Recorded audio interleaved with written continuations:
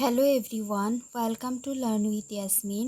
আজি ভিডিঅ'ত আমি এটা নতুন চেপ্টাৰ পঢ়িম চেপ্টাৰ 4 চেপ্টাৰ 4ত আছে কি জনন স্বাস্থ্যৰ বিষয়ে সো আমি জনন স্বাস্থ্যৰ বিষয়ে পঢ়িম জনন মানে কি জনন মানে হৈছে কি প্ৰজননৰ লগত জড়িত যিবোৰ অংগ আছে যিবোৰৰ বিষয়ে আমি লাষ্ট চেপ্টাৰ 3 ত আমি পঢ়িছিলোঁ স্ত্ৰী জনন তন্ত্ৰৰ বিষয়ে পুৰুষ জনন তন্ত্ৰৰ বিষয়ে এই তন্ত্ৰসমূহত যিবোৰ অংগ আছে সেইবোৰকে কি বুলি কোৱা হয় জনন বুলি কোৱা হয় আৰু স্বাস্থ্য মানে হৈছে কি যেটো স্বাস্থ্য আমি সাধাৰণতে কওঁ যে স্বাস্থ্যই আটাইতকৈ ডাঙৰ সম্পত্তি বুলি কোৱা হয় ৰাইট সো হেতু হৈছে কি স্বাস্থ্য তাৰ মানে জননৰ লগত জড়িত যিবোৰ অংগ আছে যে সেইবোৰ অংগ যেতিয়া ভালদৰে কাৰ্যক্ষম হৈ থাকে ভালদৰে সুস্থ থাকে তাকে কি বুলি কোৱা হয় জনন স্বাস্থ্য বুলি কোৱা হয় এতিয়া আমি চাও যে এইটো চেপ্টাৰত আমি কি পঢ়িব লাগিব তাৰমানে চেপ্টাৰটোৰ এটা ইন্ট্ৰডাকশন চাও কি টপিক আছে চেপ্টাৰত সেই বিষয়ে অকমান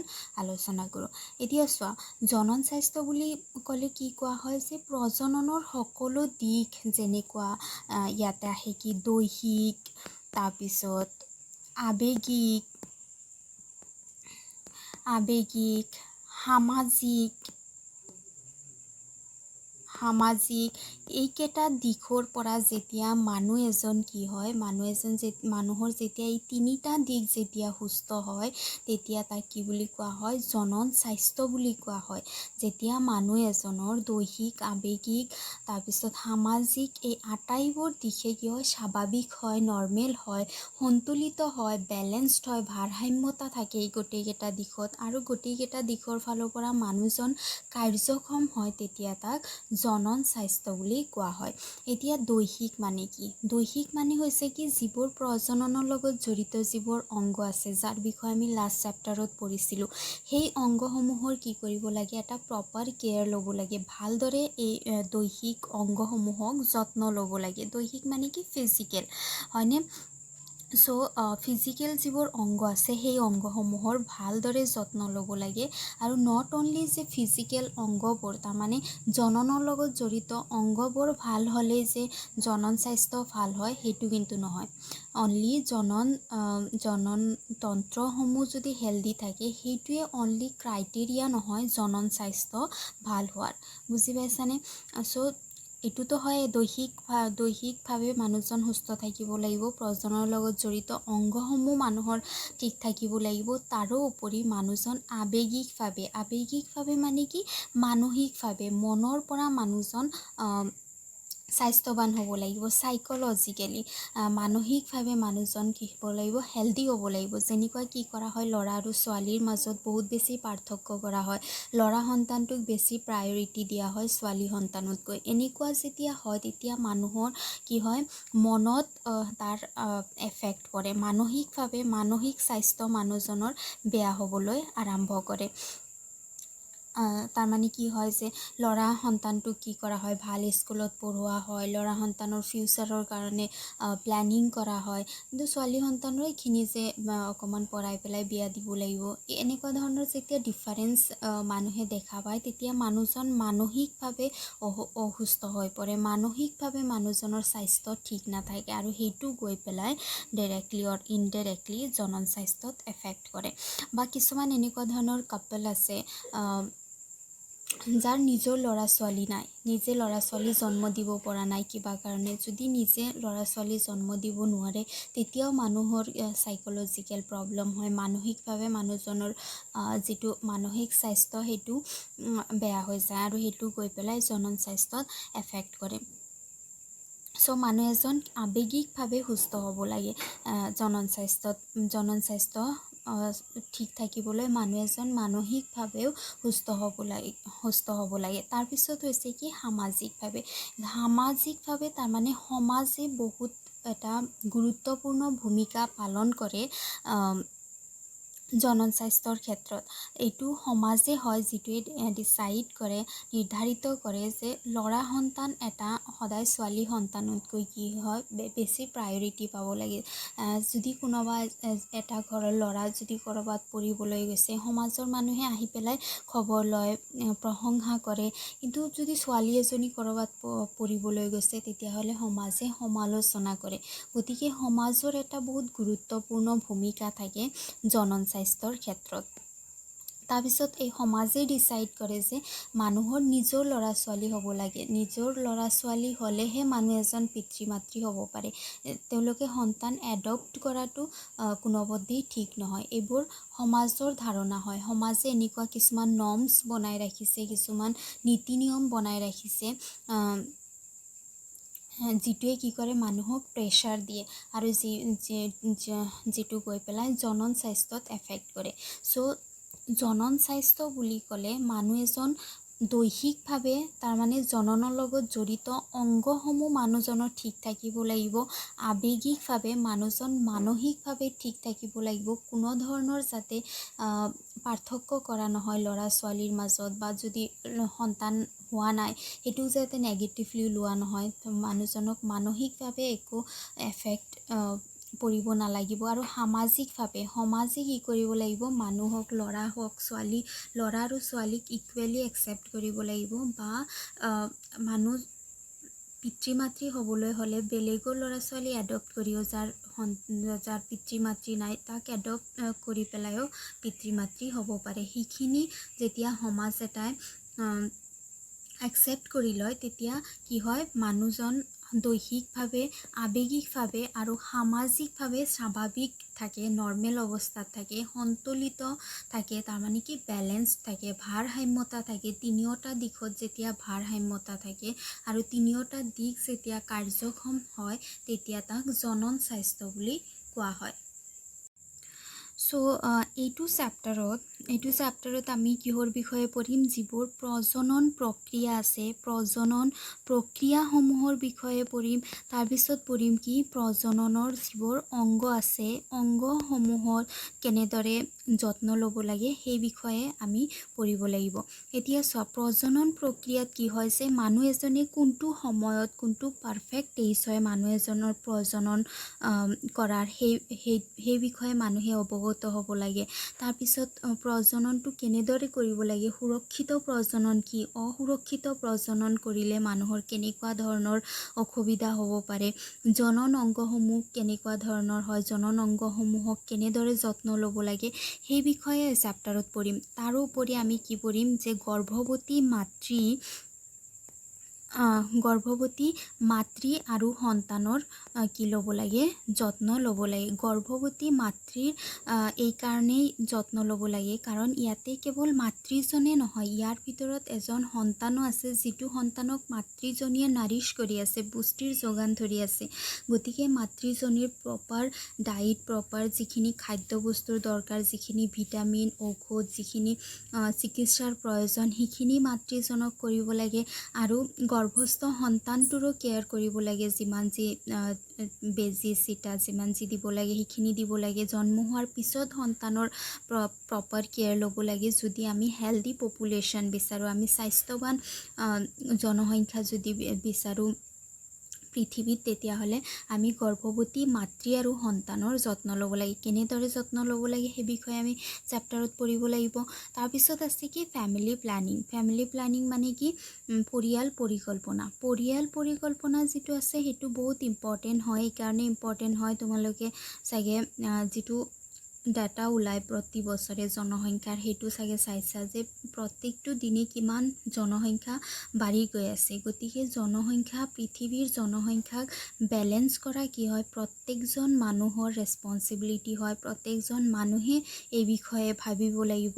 আৰু সেইটো কৰাৰ কাৰণে কি কৰিব লাগিব, ফাৰ্ষ্ট ষ্টেপ হৈছে কি পৰিয়াল পৰিকল্পনা। এতিয়া পৰিয়াল পৰিকল্পনা কিয় ইম্পৰ্টেণ্ট হয়, সাপোজ তোমাৰ ওচৰত এটা ফাৰ্ম আছে, ইমানখিনি তুমি এটা ফাৰ্ম খুলিছা, য'ত তোমাৰ কি আছে 5টা হাঁহ বা কুকুৰাৰে তুমি এখন ফাৰ্ম খুলিছা। এতিয়া তুমি কি কৰিবা, ফাৰ্মটোত প্ৰত্যেক দিনে এটা এমাউণ্টত খাদ্য প্ৰভাইড কৰা, খাদ্য দিয়া। তাৰপিছত তাতে ফাৰ্মটোত যি 5টা হাঁহ কুকুৰা যিয়ে ৰাখিছা, হাঁহ ৰাখিছা ছাপ'জ, তো সেইটোৱে কি কৰিব, প্ৰজনন কৰিব। প্ৰজনন কৰাৰ পিছত ইয়াৰ ল'ৰা ছোৱালী হ'ব, হয়নে? ল'ৰা ছোৱালী হৈ বাঢ়ি গৈ থাকিব। 5ৰ পৰা 10টা, 10টাৰ পৰা 20টা, তাৰপিছত 100টা, এনেকৈ বাঢ়ি গৈ থাকিব। কিন্তু ফাৰ্মৰ যিটো চাইজটোতো নাবাঢ়ে, চাইজটো একে থাকিব আৰু তুমি খাদ্য সেইটো এমাউণ্টতে প্ৰভাইড কৰি আছা যেতিয়া তুমি ফাৰ্মটো খুলিছিলা 5টা হাঁহৰ সৈতে। চ' এটা সময়ত কি হৈ যাব, এই ফাৰ্মৰ ভিতৰৰ যিখিনি ঠাই আছে, ঠাইখিনি ভিতৰত থকা প্ৰাণীসমূহৰ কাৰণে কম পৰি যাব আৰু লগতে কি হ'ব, খাদ্যৰো অভাৱ হ'বলৈ আৰম্ভ কৰিব। চ' এটা সময়ত ফাৰ্মটো ভাঙি যাব, কাৰণ তাতে প্ৰাণী বাঢ়ি গৈছে আৰু খাদ্যৰ অভাৱত প্ৰাণীবোৰ মৰিবলৈও ধৰিব। গতিকে পৰিয়াল পৰিকল্পনা এইকাৰণেই প্ৰয়োজন হয় যে আমাৰ পৃথিৱীৰ মাটি বা পৃথিৱীৰ যিখিনি ঠাই সেইখিনি বাঢ়ি যোৱা নাই, বা যিখিনি উৎপাদন, যিখিনি খেতি বাতি, যিখিনি ঠাই আছে সেইখিনি বঢ়া নাই। কেৱল কি হৈ আছে, পপুলেশ্যন বাঢ়ি আছে, জনসংখ্যা বাঢ়ি আছে। চ' জনসংখ্যা কম কৰাৰ কাৰণে কি কৰিব লাগে, পৰিয়াল পৰিকল্পনা কৰিব লাগে। যদি এটা ফেমিলিত কি আছে, ইমানখিনি মানুহ থাকিব লাগে এটা ফেমিলিত, যিখিনি মানুহ থাকিব সেইখিনিক যাতে বেছিক নিড পৰিয়ালৰ পৰা দিব পৰা যায়। যেনেকুৱা বেছিক নিড কি আছে, খাদ্য আছে, যিমান খাদ্যৰ প্ৰয়োজন হয় সিমানখিনি খাদ্য যাতে দিব পৰা যায়। তাৰপিছত আছে কি, বস্ত্ৰ, কাপোৰ কানি, যিমান কাপোৰ কানিৰ প্ৰয়োজন প্ৰপাৰলি সিমানখিনি যাতে দিব পৰা যায়। আৰু হৈছে কি, আশ্ৰয়, ভাল থাকিব পৰা যাতে ঘৰ দিব পাৰে, সিমানখিনি এটা ফেমিলি হ'ব লাগে। আৰু এটা কাপোলে এনেকৈ ল'ৰা ছোৱালী জন্ম দিব লাগে তেওঁলোকৰ ইনকামৰ ওপৰত ভিত্তি কৰি পেলাই। যদি ইনকাম ইমানখিনি আছে যে মানুহজনে কেৱল এজন সন্তানক ভালদৰে পুহিব পাৰে, তেতিয়াহ'লে মানুহজনে এজন সন্তানে জন্ম দিব লাগে। যদি মানুহজনে 2জন সন্তান জন্ম দিব পৰা, 2জন সন্তানক প্ৰপাৰলি কেয়াৰ ল'ব পৰা অৱস্থাৰ যদি ইনকাম আছে, তেতিয়াহ'লে মানুহজনে 2জন সন্তান জন্ম দিব পাৰে। কিন্তু 2জনতকৈ বেছি দিব পৰা যদি কেপাচিটি আছে, মানুহজনৰ ইনকাম আছে, তাৰ মানে এইটো নহয় যে মানুহজনে 2জনতকৈ বেছি সন্তান জন্ম দিব। কাৰণ মানুহজনে জনসংখ্যাৰ বিষয়ে পঢ়িব লাগিব, পৃথিৱীৰ জনসংখ্যা বিষয়ে জানিব লাগিব, জনসংখ্যা কিদৰে বাঢ়ি গৈ আছে সেই বিষয়েও মানুহজনে ভাবিব লাগিব। গতিকে ইনকামৰ ওপৰত ভিত্তি কৰি যেতিয়া যদি 2টাতকৈ বেছি সন্তানক টকা পইচা দিব পৰা মানুহৰ কোনোবাৰ যদি ইনকাম আছে, তেতিয়াহ'লে সেইখিনি টকা এনেকুৱা এজন মানুহক দিব পাৰে যাৰ ইমানখিনি ইনকাম নাই, তেওঁক দি পেলাই সহায় কৰিব পাৰে। কিন্তু মানুহ এজনে 2জনতকৈ বেছি সন্তানৰ পৰিকল্পনা কেতিয়াও কৰিব নালাগে। যেতিয়া ইমান সন্তান 1 বা 2টা থাকে, তেতিয়া সন্তানক ভাল কোৱালিটিৰ এডুকেশ্যন দিব পৰা যায়, খাদ্য, তাৰমানে এটা ভাল কোৱালিটিৰ লাইফ দিব পৰা যায়, ভালকৈ মানুহবোৰে পৃথিৱীত জীয়াই থাকিব পাৰে, এনজয় কৰিব পাৰে। চ' সেইকাৰণে কি হয়, পৰিয়াল পৰিকল্পনা ইম্পৰ্টেণ্ট হয়। এতিয়া পৰিয়াল পৰিকল্পনা কেনেদৰে কৰা হয়, তাৰ কাৰণে কি সুবিধা আছে, কেনেকুৱা ধৰণৰ প্ৰপাৰ এইজ আছে, কি আছে, সেই বিষয়ে আমি এই চেপ্টাৰত পঢ়িম। তাৰ লগতে আছে কি, যৌন শিক্ষা। যৌন শিক্ষা বহুত ইম্পৰ্টেণ্ট হয়। যৌন শিক্ষা মানে কি হয়, যে ইয়াতে ট্ৰেইন কৰা হয়, যিবোৰ যৌৱন প্ৰাপ্তিৰ বয়সত যিবোৰ ল'ৰা ছোৱালী আহে, সেইবোৰ ল'ৰা ছোৱালীক ট্ৰেইনিং দিয়া হয়। আজিকালি কিতাপসমূহতো যৌন স্বাস্থ্যৰ বিষয়ে বহুত কথাই থাকে, বহুত কথা থাকে যাতে মানুহবোৰে সেই বিষয়ে জানিব পাৰে। সেই বিষয়ে জানিলে কি হয়, মানুহবোৰ বহুত পৰিমাণে যিবোৰ যৌন ৰোগ থাকে, ৰোগবোৰৰ পৰা হাত সাৰিব পাৰে। চ' যৌৱন প্ৰাপ্তিৰ সময় মানে তোমালোকৰ এইজৰ যিবোৰ মানুহ আছে, সেইবোৰ মানুহক কি কৰা হয়, ট্ৰেইন কৰা হয়। যেনেকুৱা ইয়াতে আমাৰ জনন স্বাস্থ্য চেপ্টাৰটো দিয়া হৈছে, এইটো চেপ্টাৰ এইকাৰণে দিয়া হৈছে যাতে তোমালোকে জানিব পাৰা, নিজৰ কেয়াৰ ল'ব পাৰা। সেইকাৰণে ইয়াতে কি কোৱা এইটো চেপ্টাৰত কি কোৱা হ'ব যে এইটো এটা পাৰফেক্ট এইজ থাকে প্ৰজনন কৰা। তাৰপিছত সুৰক্ষিত প্ৰজনন কি, অসুৰক্ষিত প্ৰজননৰ পৰা কেনেকুৱা ধৰণৰ অসুবিধা হ'ব পাৰে, অসুৰক্ষিত প্ৰজননৰ পৰা তোমাৰ বেমাৰ আজাৰ হ'ব পাৰে, যেনেকুৱা যৌন ৰোগ বুলি যাক কোৱা হয় STD। ইয়াৰ ফুল ফৰ্ম হৈছে কি ছেক্সুৱেলি ট্ৰান্সমিটেড ডিজিজেছ।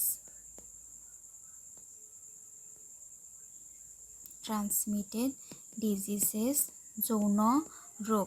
তাৰমানে এইটো ৰোগ কি হয়, যেতিয়া যৌন প্ৰজননৰ সময়ত ৰোগবোৰ কি হয় এজন ব্যক্তিৰ পৰা আন এজন ব্যক্তিলৈ বিয়পে যদি অসুৰক্ষিত প্ৰজনন হয়। চ' সেই বিষয়ে জনাৰ কাৰণে কি আছে, যৌন শিক্ষা আছে। মানুহক সেইকাৰণে কি কৰা হয়, ট্ৰেইন কৰা হয়। এই বিষয়ে আমি চেপ্টাৰত ভালদৰে পঢ়িম।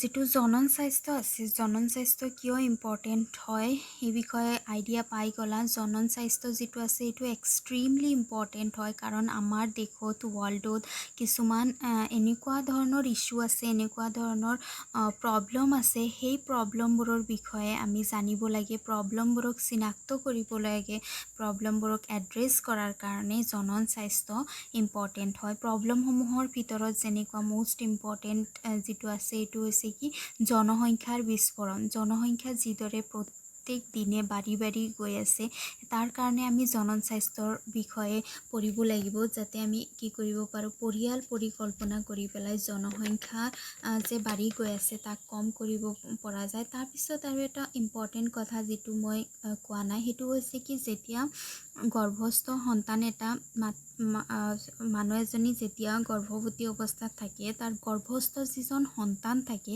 সন্তানজনৰ কি কৰোৱা হয়, লিংগ নিৰ্ধাৰণৰ কাৰণে গৰ্ভস্থ সন্তানৰ ছেক্স ডিটাৰমিনেশ্যন টেষ্ট বুলি কয়, সেইটো টেষ্ট কৰা হয় যে গৰ্ভস্থ সন্তানজন ল'ৰা সন্তান নে ছোৱালী সন্তান সেইটো জানিবলৈ চেষ্টা কৰা হয়। যদি ল'ৰা সন্তান নহয় তেতিয়াহ'লে গৰ্ভস্থ সন্তানটোক এবৰ্ট কৰি দিয়া হয়, তাৰমানে সন্তানটো মাৰি পেলোৱা হয় মাতৃকোষৰ ভিতৰতে। চ' এইবোৰ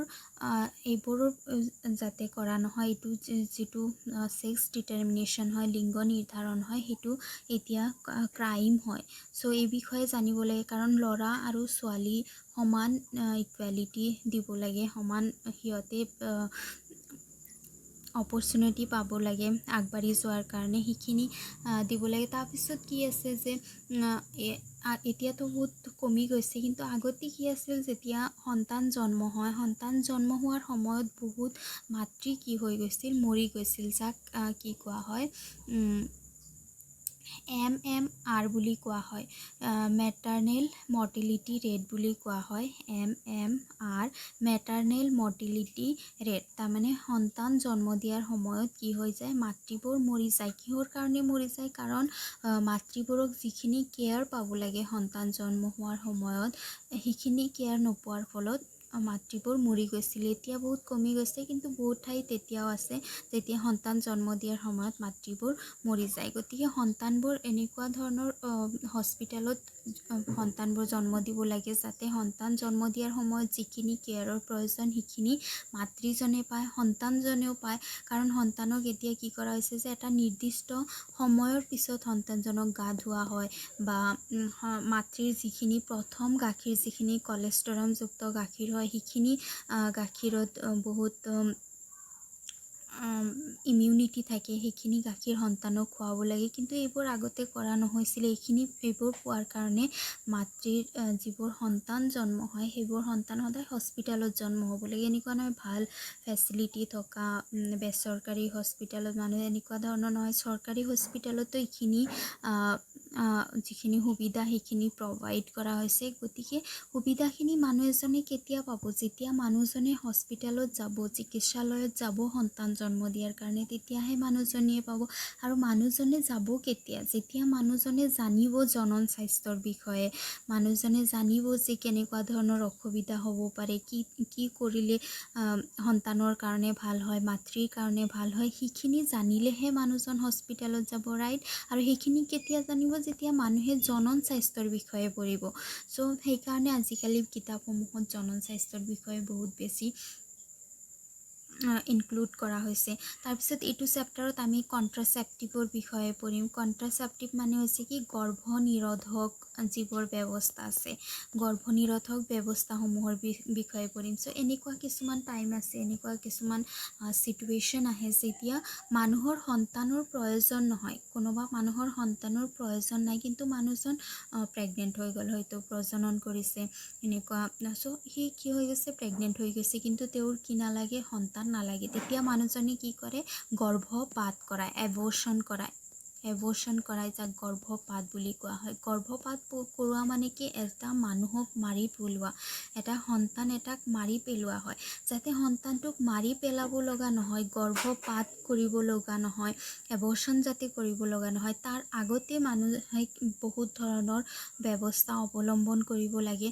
চ' সেই বিষয়ে আমি পঢ়িম গৰ্ভনিৰোধকসমূহৰ বিষয়ে। আৰু গৰ্ভপাতৰ বহুত ছাইড ইফেক্ট থাকে, চ' এইবোৰৰ পৰা বাচিবলৈ মানুহে গৰ্ভধাৰণ হোৱাৰ আগতে যদি ল'ৰা ছোৱালী নাই তেতিয়াহ'লে মানুহৰ গৰ্ভধাৰণ নহ'বও পাৰে, তাৰ কাৰণে গৰ্ভনিৰোধক কিছুমান আছে সেইবোৰৰ বিষয়ে আমি পঢ়িম। বা কেতিয়াবা মানুহৰ ৰেপ হৈ যায়, যিটো আমাৰ দেশত বহুত কমন হৈ গৈছে, বহুত বেছি হয়।